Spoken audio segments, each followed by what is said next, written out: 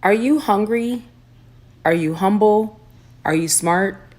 These are team player virtues that you need to kind of figure out prior to your inner circle and your small group so that you know how you're vibing, how you work well, how you resolve conflict. So let's talk about that. Are you ready to have a seat on the couch? All right, let's do it.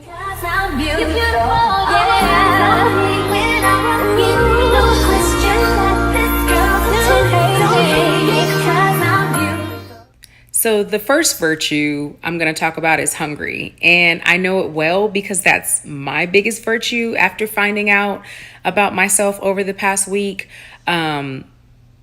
These people are the easiest to understand, but the hardest to teach. We are always seeking more. We have a very strong work ethic. We go above and beyond, and we hate to be thought of as slackers. If this resonates with you, then you're probably a hungry person. And what happens is we go, go, go, and we get a lot done in a short amount of time. We are focused, we are driven. And at the end of the day, those are great virtues. Those are great things to have, but we have to intertwine with people who don't always have those same virtues. And so one of the biggest things to take from being hungry is learning more about the other virtues, humble and smart. Then you can be a true team player. One of the biggest things is meeting people where they're at. Everyone is not going to want their own business. Everyone is not going to want to be a manager or be in charge of things. And we can't knock people for that. Hungry people have been kind of seen as people who kind of bulldoze through things. They get in there, they mark their territory, they rise to the top, they are focused, and they are career driven, and they are, self-motivated. And these are all great things. And when you align those things with other things like being humble and being smart, you can make yourself more approachable to other people. And so when I say that, there's nothing wrong with being hungry. It is a great virtue. But when you're hungry, sometimes you don't always understand why humble and smart are the way they are. And you may take the things that they offer for granted. And so being a hungry person, that was very, very enlightening to me to understand that I have to kind of pull back a little bit in some aspects of my life to be able to understand and relate to people that are not as hungry and still value their opinions and their actions.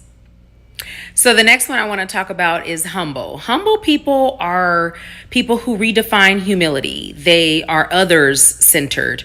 They are committed to the greater good. They are lacking self-confidence, in a violation of humility. Like they're not self-confidence, but they don't always poke their chest out. They're more having it, but allowing others to shine.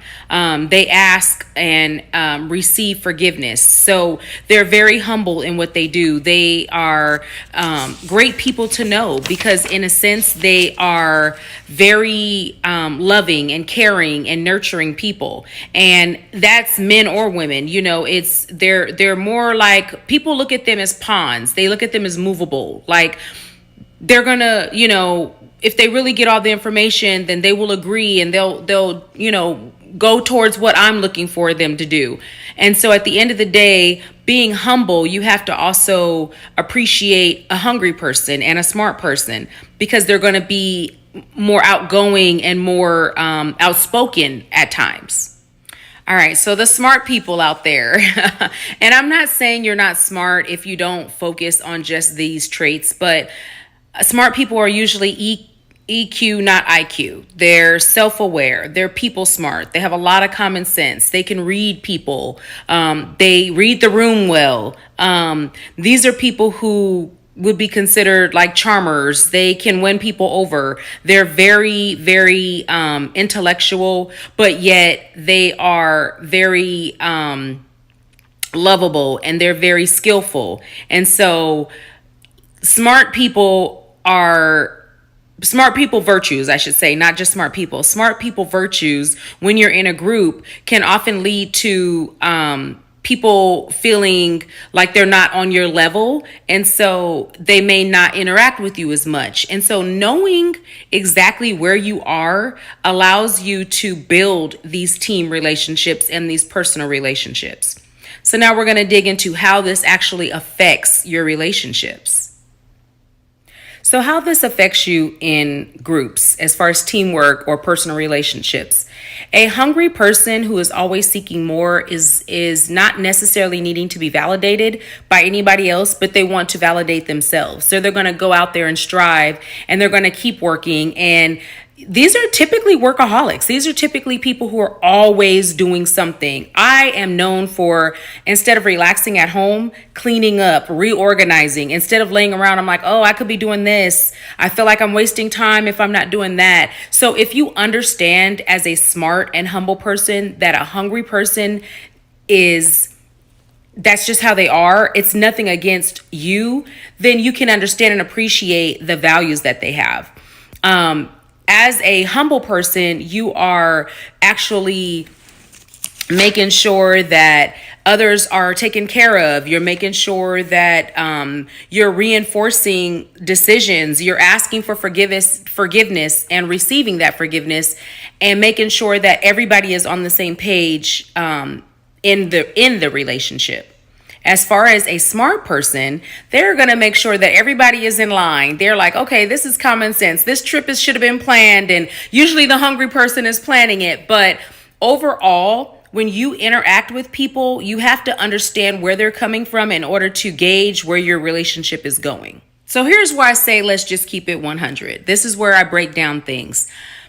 As a hungry person, I have looked at a humble person and thought, God, they don't do enough. They're not out there. They're not forceful enough in what they want. So maybe that's why they don't get it. And as a hungry person looking at a smart person, I may be like, okay, they know a lot. They are self-aware. They are in their skin, but I need to get this. I need to go out there and strive for this because this is what I want to do. In learning that, I had to learn that I have to learn something from humble people because I can be too overwhelmed. I can be too busy. I need to learn how to relax. I need to learn how to pay attention and read the room and be the kind of person that can read other people a little bit, because I have been around people for years at times and didn't really realize that they were not the right people to be around, only because I was so busy being hungry and moving forward. I didn't pay attention to what was happening. So as a humble person going into this, and I spoke to a lot of humble people in my retreat, they are go-getters. They do want more. It's just that they're not going to bulldoze their way into it. They have patience. They're going to figure out that when the time is right, they're going to get it. They're not going to stress over it. It's not their main priority to be in a certain position. They are okay, taking it step by step and day by day. What I learned from smart people is that they are more people. They want relationships. They value encouragement and talking to people and learning new things. It's not always about how fast you get there, but it's the climb. You know what I mean? So at the end of the day, they know and are able to be comfortable in their own skin because they've already evaluated their relationships. They already know what the situations are in their friendships and teams at work and everything like that. So at the end of the day, they're comfortable. They don't have to rise to the top as quickly. They don't have to strive for more every day. They're comfortable. So at the end of the day, here's the takeaway. If you are a hungry person, learn from humble people and from smart people to balance yourself out. If you are a humble person, learn from hungry people and smart people to balance yourself out. If you are a smart person, learn from humble people and hungry people how to balance yourself out. Because all of these virtues are important in teamwork. If you have a whole lot of hungry people in one group, people could always think, oh, they're out trying to outshine me, so I got to work harder, or this person is copying me, or this person is doing this, or this person is doing that. So it feels more like a challenge and a secret competition, opposed to everybody's just hungry and doing their own thing. In a humble group where everybody is just humble, you may find that people are easily moved. Like, oh, okay, I'm going to put some more time and thought into this because this person wants me to, even though I don't really want to. And I'm not saying humble people are weak. They're just other people centered. They want to make sure that other people are taken care of and other people are valued and they feel a certain way. So they may put their feelings to the side and work with this person on something, that they may not even feel comfortable doing. So at the end of the day, you have to be able to speak up and get things that you want because you're smart enough and you're hungry enough to get it. But as a humble person, you may step back and let somebody else take that spot because you want to make sure that they're okay.